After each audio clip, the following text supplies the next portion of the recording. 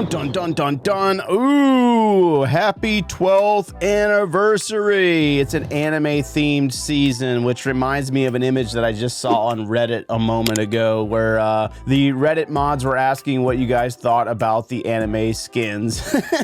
Oh man, I got mixed emotions on this. Everybody's got mixed emotions on this season. I am an anime fan, sort of. I actually kind of came up on Dragon Ball Z and I have some figures back behind me to kind of represent that. But anyways, I think the image kind of sells it a little bit less than what people were expecting when we saw the anime skins in action on the challenge level. The challenge level did go live, and we're basically checking in on this account because we had the season bank just pay out. We got that 30 million of gold and elixir and 300,000 dark elixir. You ever notice that whenever there's like new content released in the game that doesn't live up to expectations, there's always a ton of complaining going on? If you don't believe me, go to Reddit. It's always there every single time. But I just want to kind of tell you the solution for that. Just do what I do. Don't buy them. If you don't like the skins, don't buy them. It's very simple. I'm just throwing that out there. So anyways, we got one builder back, and after yesterday's episode, we started upgrading the elixir storages, or the elixir collectors, and I think I got a couple of these to level 6 and they became 2-hour upgrades, and I just didn't make as much progress as I had hoped. Now there's, that just kind of reminds me of the one thing that I really wish the game would get rid of, and I know that they never will because of the monetization factor.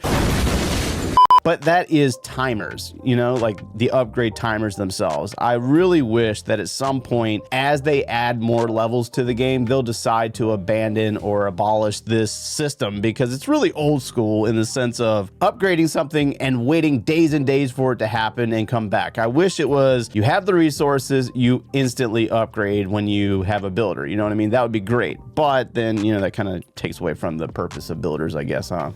It is what it is. It's just a complete restructure of the game that'll probably never happen. So anyways, I think we have something back in the, no, we don't have anything back. We have the jump spell down for the next 2 days, and it looks like that annoying gobbler, that annoying goblin is back. I can't stand that stupid face. I don't know. And I'm not spending gems. It's not happening. We're not doing that. So it's a great concept, but I just don't believe in spending gems when I don't really have any in the first place. 790. We're not going to be able to do that. So I have the one builder back. I think we're going to go ahead and just upgrade another elixir storage to level 15, which is going to be a 4-day upgrade time. Oh my gosh. But we're going to hold off on that because once I start that, then I can't get rid of the rest of the resources. So the only other place that we're going to be able to put these resources that's going to be fast would be walls.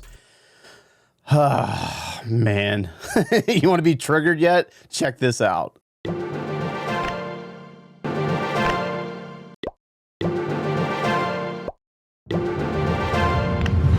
One eternity later. All right, nice.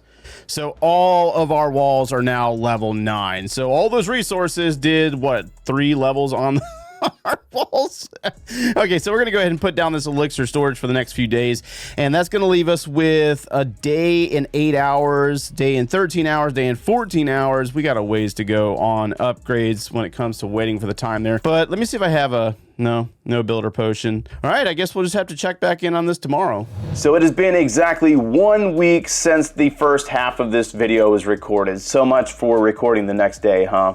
Well, what had happened was I'm not at home right now, and for those of you that are questioning my voice, it's a different microphone, guys. It's a different microphone. I'm out of town right now. We're currently up in New York City. I am currently staying in Brooklyn, looking or trying to look at the Manhattan skyline, and yeah, it's just very, very cloudy today, and it just doesn't look very good. I wanted to go out on an adventure today and play Clash of Clans in the city and show you guys some of my adventures along the way, but it just didn't work out because it's raining, and I don't want to destroy the camera and the phones and all that other stuff, so it is what it is, right? But I want to mention that in the first half, I said that I was not going to use the Goblin Builders or the Goblin Researcher, right? And I started to question that logic because it's not the same exact series that it's always been. In the past, past, we've been playing Clash of Clans free to play, and we had very limited gems on how we could spend those gems, and I had to be very selective on whether I was going to buy research potions or training potions or weights to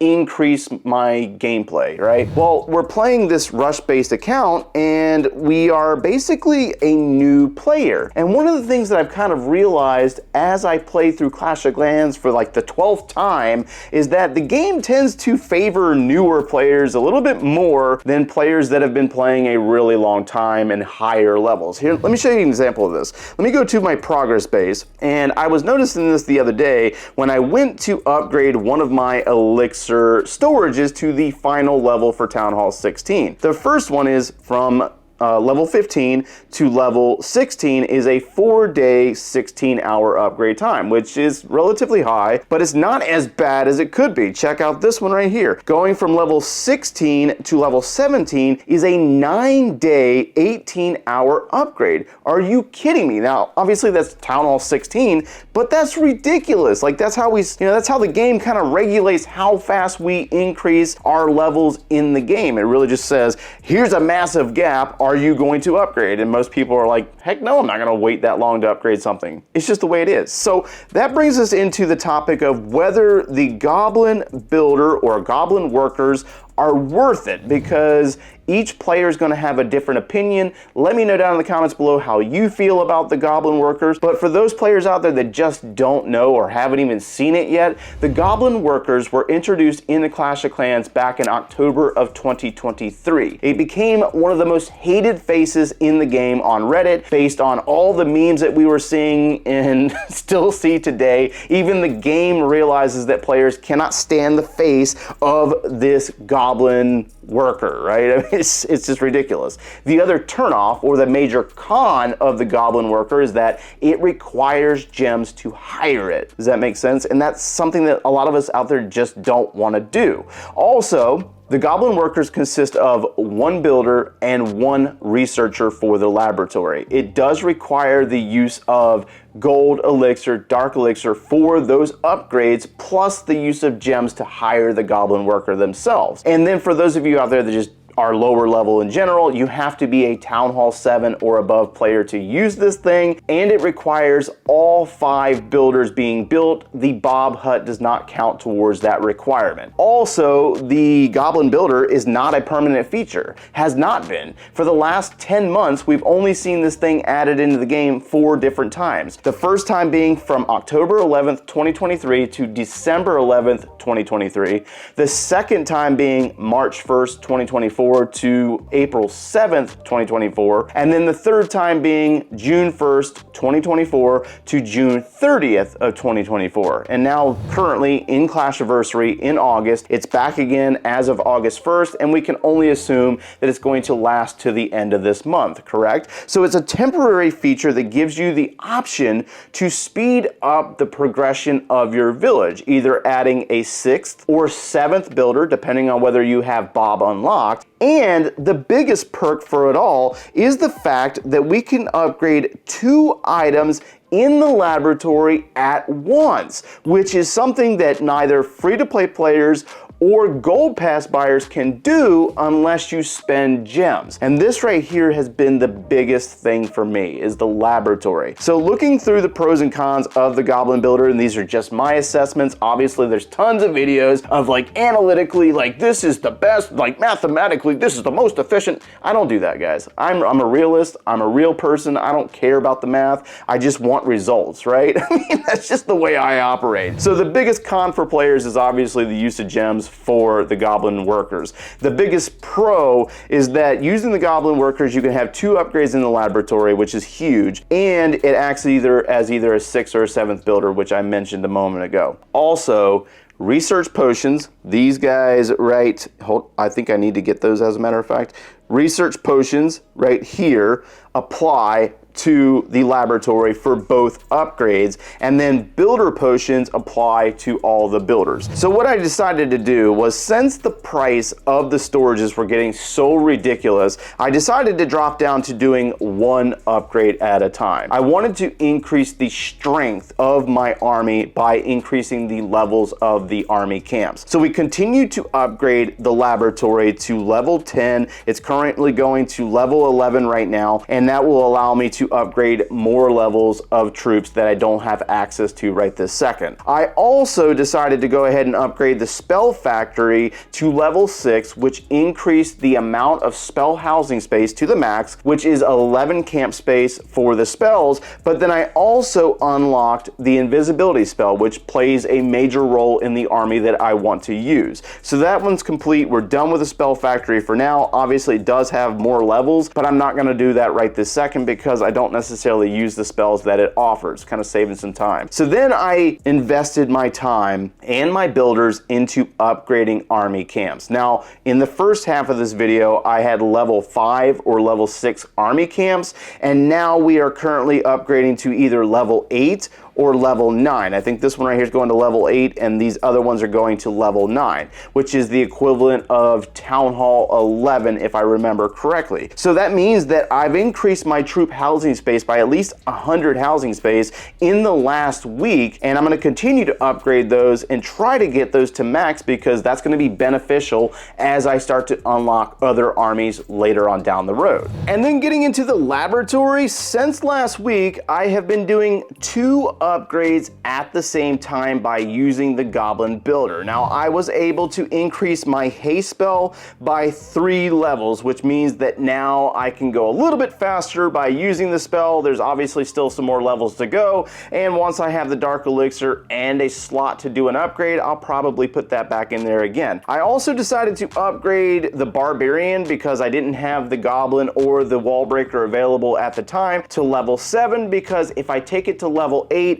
I should be able to boost the Super Barbarian, which is actually quite useful for a lot of different armies, especially when it comes to the spammier armies like the Root Riders and the Overgrowth spell. But I don't have either one of those unlocked right now anyways. And then I also have been upgrading the Goblin to level 8, as well as starting the upgrade on the Wall Breaker to level 8. And since we unlocked the invisibility spell, which goes to level 4, I think that's the maximum level, we started upgrading that as well. So I know that a lot of you questioned in the last video whether I was working on the builder base, and the answer is yes. It's currently Builder Hall level 6, and this is an entirely different video in itself, which will probably be released in about, I want to say maybe 5 or 6 months. We'll see how it plays out, but yes, I am targeting unlocking Bob, and I want to see how long it takes in 2024 compared to previous years, because it did change when they changed this whole system to Builder Base 2.0, which they haven't touched this year because Clash of Clans is mainly focused on